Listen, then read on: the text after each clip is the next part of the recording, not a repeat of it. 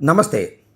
ఎన్టీఆర్‌కి భారతరత్న సాధించి తీరుతామని మళ్ళా చంద్రబాబు నాయుడు గారు ఒక సమావేశంలో పునరుద్ఘాటించారు. ఇది చాలా సంవత్సరాల నుంచి చంద్రబాబు నాయుడు గారు చెబుతున్నటువంటి మాట. నిన్న ప్రత్యేకంగా ఈ మాట చెప్పడానికి గల కారణం ఏమిటనేది ఒక్కసారి మనం పరిశీలిద్దాం. దానికి ప్రధానమైన కారణం నిన్న జేడీ జనార్దన్ తెలుగుదేశం పార్టీ నాయకులు రచించినటువంటి సజీవ చరిత్ర 1984 అనే ఒక పుస్తకాన్ని ఘనంగా ఆవిష్కరించారు. ఆ పుస్తకావిష్కరణ సందర్భంగా నారా చంద్రబాబు నాయుడు గారు ఎన్టీ రామారావు గారిని పొగడ్తలతో ముంచివేయటమే కాకుండా ఆయనకి భారత రత్న సాధించేంత వరకు పోరాడతామనేటువంటి మాట మాట్లాడారు. సరే, ఈ సజీవ చరిత్ర ఏమిటి అనేది మీ అందరికీ గుర్తుండకపోవచ్చు. ఎందుకంటే 1984లో ఎన్టీ రామారావు గారు పార్టీ పెట్టిన కొత్తలోనే జరిగినటువంటి సంఘటన. 83లో ఆయన రాజకీయ పార్టీ పెట్టి ఈ రాష్ట్రానికి ముఖ్యమంత్రి అయ్యారు. థంపింగ్ మెజారిటీతో గెలుపొందారు. ఆ తర్వాత నాదెండ్ల భాస్కర్రావు గారు వారిని దించేసేటువంటి ప్రయత్నం చేశారు. ఆ తర్వాత నాదెండ్ల భాస్కర్రావు గారు ఆయన్ని పదవీచ్యుతుని చేయడానికి ప్రయత్నం చేశారు. అది వెన్నుపోటుగా అభివర్ణించారు. ఆ తర్వాత కేంద్రంలో ఉన్న కాంగ్రెస్ పార్టీ కూడా నాదెండ్ల భాస్కర్రావు గారికి సపోర్ట్ చేసింది. కానీ చివరికి ప్రజాస్వామ్య పరిరక్షణ ఉద్యమం పేరుతో ఎన్టీ రామారావు గారి పక్షాన అన్ని రాజకీయ పక్షాలు నిలబడటంతో కాంగ్రెస్ పార్టీకి గత్యంతరం లేక మళ్ళా ఆయన తిరిగి రాష్ట్ర ముఖ్యమంత్రిగా ప్రతిష్ఠించుకునేటటువంటి అవకాశం కల్పించాడు. ఇది నిజంగా ఒక సంఘటన. ఈ సంఘటన చరిత్రలో మరువలేనటువంటి సంఘటన. అందుకనే నాదెండ్ల భాస్కర్రావు గారిని వెన్నుపోటుదారుడని అదని ఇదని విమర్శిస్తూ ఉండేవారు. నాదెండ్ల భాస్కర్రావు గారు అంటే మీ అందరికీ నేను ప్రత్యేకంగా గుర్తు చేయవలసినటువంటి అంశం ఏంటంటే, నాదెండ్ల మనోహర్ గారి తండ్రి గారు. ఆయన ఈ రాష్ట్రానికి కొంతకాలం ముఖ్యమంత్రిగా పనిచేశారు.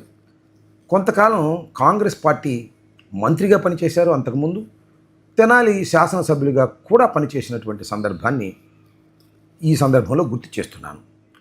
ఇది సజీవ చరిత్ర అనేటువంటి ఉద్దేశంతో నిన్న చాలా పెద్ద ఎత్తున ఈ పుస్తకాన్ని ఆవిష్కరించారు. శభాష్, మంచిదే. ఎన్టీ రామారావు గారిని ఆ రోజు దించడం, మళ్ళీ తిరిగి ఎన్టీ రామారావు గారు పోరాడి కాంగ్రెస్ పార్టీ మీద కేంద్రం మీద పోరాడి మళ్ళా పదవిని పొందటం అనేది నిజంగా ఒక సజీవమైన చరిత్ర, దానిలో సందేహం లేదు. ఈ సందర్భంగా చంద్రబాబు నాయుడు గారు ఎన్టీ రామారావు గారికి భారతరత్న వచ్చేంతవరకు మేము పోరాడుతామన్నారు. అది కూడా మంచిదే. అయితే ఇక్కడ దాంతోపాటుగా కొన్ని ఆసక్తికరమైనటువంటి అంశాలను మాజీ ఉపరాష్ట్రపతి వెంకయ్యనాయుడు గారు చేశారు.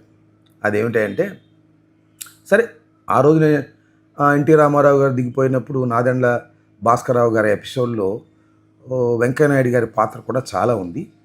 చంద్రబాబు నాయుడు గారు కూడా చాలా పాత్ర పోషించారు. ఒక్క మాటలో చెప్పాలంటే, చంద్రబాబు నాయుడు గారు తెలుగుదేశం పార్టీ స్థాపించినప్పుడు ఆ పార్టీలో లేరు, కాంగ్రెస్లో ఉన్నారు. ఆ తర్వాత ఈ పార్టీలోకి వచ్చినప్పుడు ఈ సంఘటనప్పుడు చంద్రబాబు నాయుడు గారు యుక్తులు కాంగ్రెస్ పార్టీకి వ్యతిరేకంగా పోరాటం నడపడంలో చంద్రబాబు నాయుడు గారు ఎన్టీ రామారావు గారికి అత్యంత సన్నిహితుడవటం, నమ్మకస్తుడు కావటం కూడా జరిగింది. ఆ నమ్మకమే తరువాత దాన్ని పెట్టుబడిగా పెట్టి చంద్రబాబు నాయుడు గారు ఎన్టీ రామారావు గారికి వెన్నుపోటు పొడిచాడు. అది ఒక చరిత్ర. ఆ చరిత్ర గురించి కూడా నేను చెప్తాను. కొన్ని ఆసక్తికరమైనటువంటి అంశాలను వెంకయ్యనాయుడు గారు ప్రస్తావన చేశారు. అది ఈనాడులో కూడా వచ్చింది. బాబు, మేము తిరుగుతున్నప్పుడే పోలవరం అమరావతి పూర్తి చేయండి అంటే ఆయన అభిప్రాయం పోలవరం అమరావతి ఇప్పుడప్పుడే పూర్తి కావు అనేది ఆయన అభిప్రాయమే కాదు, ప్రజల అభిప్రాయం కూడా. ఎందుకంటే నాకు కూడా అభిప్రాయం అదే. పోలవరాన్ని ఏదో 27కు పూర్తి చేస్తూ ఉంటున్నారు, కానీ పూర్తి చేసే అవకాశం ఉన్నట్టుగా నాకైతే అర్థం కావడం వల్ల. ఇక అమరావతి అంటారా, అది అంతులేని కథ. అది పూర్తి అయ్యేది కాదు, పెట్టేది కాదు. చంద్రబాబు నాయుడు గారికి ఏటీఎం లాగా దాని డబ్బులు సంపాదించుకోవడానికి ఉపయోగపడేటటువంటి ఒక కార్యక్రమంగా నేను భావిస్తున్నాను.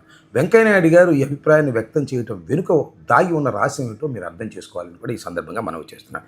దానితో పాటు ఇంకో మాట ఆయన ఏమన్నాయంటే, పేదరికాన్ని పూర్తిగా తొలగించాలంటే తాత్కాలిక ఉచితాలతో సాధ్యం కాదు, నిస్సహాయులు వృద్ధులకు ఉచితంగా అందించాలి. గత సీఎం జగన్ పంపకాలు చేసి రాష్ట్రాన్ని ఆర్థికంగా ఏమీ లేకుండా చేస్తే ఇప్పుడు సీఎం చంద్రబాబు ఇంకా ఎక్కువ ఇస్తున్నారు. ఎక్కువ ఇవ్వడానికి ఇబ్బంది లేదు, ముందు ఎక్కువ ఆదాయం రావాలి, లేకపోతే రాష్ట్రం ఆర్థికంగా ఇబ్బంది పడుతుందని హెచ్చరించారు. మంచిదే ఇది.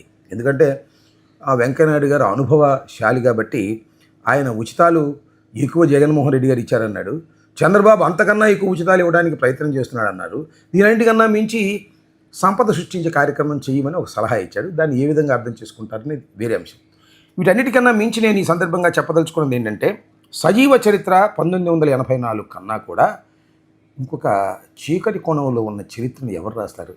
అదేంటంటే, ఎన్టీ రామారావు గారు విజయభాస్కర్ రెడ్డి గారి ప్రభుత్వాన్ని ఓడించి అత్యధికమైనటువంటి మెజార్టీతో, అంటే కేవలం ఉమ్మడి రాష్ట్రంలో కాంగ్రెస్ పార్టీకి 26 సీట్లు మాత్రమే వచ్చినటువంటి పరిస్థితుల్లో తిరిగి ముఖ్యమంత్రి అయ్యారు.